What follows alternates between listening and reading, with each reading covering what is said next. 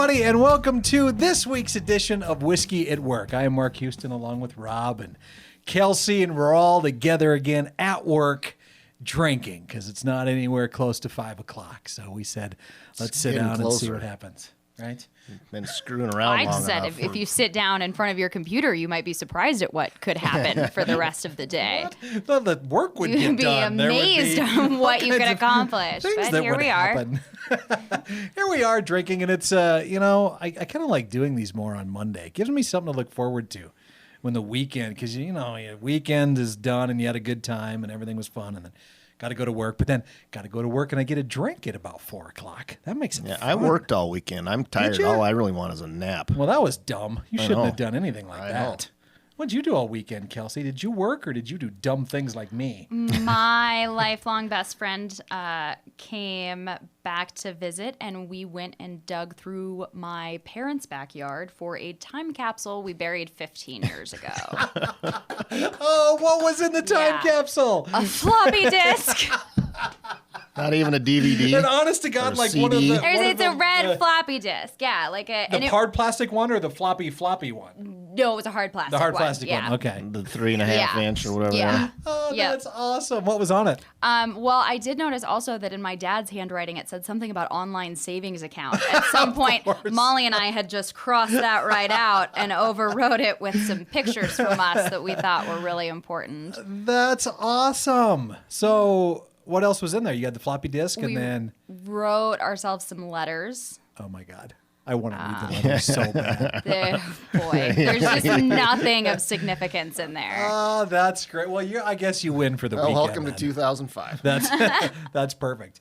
And this episode today, we're drinking. We're going to get to this here in a second. This is a bourbon that I found online actually while my wife was in Spokane, and I said, "Hey, run to this liquor store and buy it because I've never heard of this before." The most subtle name drop vacation story you've ever had on here. You want me to go a little? No, I wasn't involved. That's why. Yeah, he only cares there. when he's there. I looked it up online. These are his stories. Yeah, I had to do it on the computer. Anyway, when was it? A couple weeks ago, I think. Somebody asked you a question that we've all been asked at least 100 times in various ways. But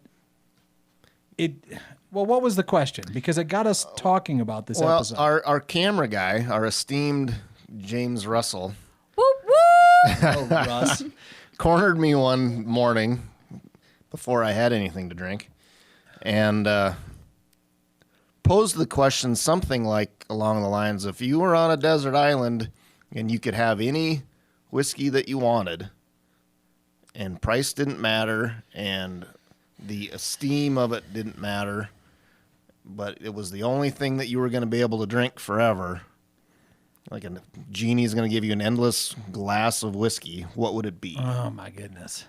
You think that's an easy question to answer right off the bat, right? Because you're going to just say whatever your favorite is right now, right? I mean, isn't that the first thing that's going to come into your mind? No, the first thing that comes into mind is something with really high alcohol content, so I can use it as an antiseptic, and I can also start fires. Oh, you went practical on us. Yeah, if I go to a deserted island, I'm going to get injured, guys. I'm going to get injured? I'm not going to be okay there. I need all the help I can get. That's a good way to look at it, though. And so see, I didn't go there at all. Well, then you're looking for a barrel proof, then, right? Obviously, yeah. If that's what you want. That is what I need. So, that's the first thing that popped into my mind is probably what my favorite would be. But then you're thinking, man, it's unlimited. All of the stuff we've ever tried. But then some of the stuff that we haven't. But then you reach a point where how could you narrow it down then? I mean, it ended up being way harder a question than it probably should have been, I think, in my mind. But if you had to pick one, Rob, then what's it going to be? I think I ended up going with the Gentleman Jack just because I know it's something that I could drink every day. But that's inexpensive. I mean, it's not... relatively inexpensive, yeah. Okay. But it doesn't matter. I mean, It's just got to be the one that gets you through every single day. Well, yeah. To me, it's not. I mean, Sinatra's great, but even in my head, I think it would be. I think it would be hard to drink every day. It's just so full. Do you not do that now? I don't drink Sinatra every day because I can't afford it. Okay. Okay, so you'd go with. I mean, that is a pretty good choice, honestly. It's just a nice rounded Right. Tennessee whiskey. And Kelsey, we kind of threw this at you later in the game here, so you haven't had as much time to ponder it as we have. I didn't need as much time to ponder it as you guys have. Then what would you pick? That's what I'm saying. No, that is what I That would literally pick. is what you would yes, do. and then something also with enough alcohol content that you can just take the long nap if you need to. If you knew that help was never coming. Yeah. Well, then what are you? You're taking. Yeah, you'd have to take a barrel proof of something then, something that was 130 to 140 proof. That'll do it. So it wouldn't even. So drinking it for you doesn't matter. It's just it's the practicality of what you have on the island. Yeah, you guys aren't going to survive on the island. I am. Well, Russ did throw in a taco truck here a minute ago. It's going to make it easier to survive if there's a taco Then truck. you're going to want something you can drink and not That's just true light in shit that on fire case. with.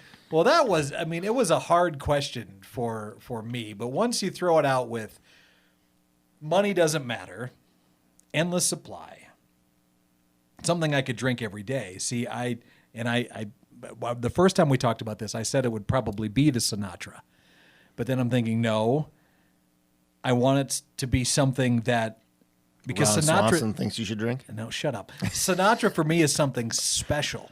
And if I had to have it every single day, It would then take the that special goes out of it. away. So I landed on a Scotch. I went totally off the Totally rails down the with this. path that we thought you would go. Yeah, I would take the Glenfiddich 14 easily.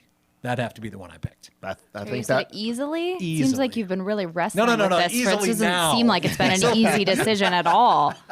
There was a couple of nights where it was a Couple of sleepless nights staying up, thinking some notes. That's the one I So- came up with. So what did I tell you that he would take? Did he predicted the Glenfiddich? Did he really? Good for you, Russ. I'm Rob. Wow. Or Rob. Russ, Rob, whatever. How many glasses of this have we Whatever your had? name is. Y'all start with R. This has been It's delicious. normalcy. Okay, real quick to this, what we're drinking here while we were talking about this is ended up being way more interesting than it should have been. This was a $25 knockoff screw-off cap whiskey What's wrong with screw that we off found. caps? Well, come on, I got to have a cork in it to be cool. That I found and brought back, and go on to learn that, my God, this is another Buffalo Trace relative, Yep. which Sazerac. yeah, falling under the Sazerac company. If you see, this is 86 proof. It doesn't have an age statement on it, so it's been at least in the barrel for 4 years, which usually I tends think I to read be something that they thought maybe up to 7. on this. Yep. Seriously, wow. It's like I said, it comes from Sazerac, which owns Buffalo Trace. Sazerac actually uses the name Clear Springs Distillery, which is on this bottle, as kind of their house brand, I guess is what this would be. And it's been also named as a possible bourbon that falls under the Kirkland brand for Costco as well, that you don't really know what's in Interesting. there. So, yeah, this was weird. Clearly, the Sazerac and the Buffalo Trace folks are making enough whiskey to supply Costco. Well, the stuff that falls under that brand, and we've talked about this in previous videos, is crazy, just unbelievable. Well, what do you think though after you had it? Your first, you had it neat, right? I And had you it. did too. Yep. I had it neat. It is a little harsh at the very beginning, but the flavor on it's really good. It's pretty full. It's a fuller tasting. It's smooth. I guess I'd drink him. Wouldn't be my choice on a desert island, but it's good. I mean, the reviews were mixed. Some Sure. thought it was really great for the price, and for $25, it is very nice for the price. Right. Anything that kind of falls under that Sazerac brand for around $20-25. And it's got a lot of similarities to some of the other Buffalo Traces that we've had. I mean, it's What do you think, Kelsey? I agree with that. I don't like it in the beginning, but then I like it. It is too harsh. In the very beginning, it's a lot. Well, then I, of And course, then I like it. put water in mine right away. So I think it's taken off some of that harshness that you guys have come across and experienced. with water in it. When you taste it, it's still got all of that flavor. When you swallow, it's a little scratchy even with water. That's the only part that kind of gets me with this. But other than that, boy, if you come across this, yeah, pick up a bottle of it because it's interesting. That's the best way I could state that, I think. It's swallowable. All right. Well, it doesn't sound as bad when I say it and when Kelsey says it. Right. Go What do ahead. you mean? I want to go back to the desert island. Talk amongst yourselves on that desert island and think about what drink you would pick. And if you want to post it in the comments below this video, that would be great. Again, this is called 2 Stars. I don't think you could find it around our area. You may need to go to a place that has a bigger liquor store, but chances are it's going to be there then. And yeah, I'd say pick it up. So thank you so much for watching this edition of Whiskey at Work. I'm Rob with... You're not I'm Rob. Mark with Rob and Kelsey. Why would I say that? I'm also Rob. We're all Rob. Thank you for watching. Why would I say that? Apparently, I get to be Russ. Oh, my God. See you next week.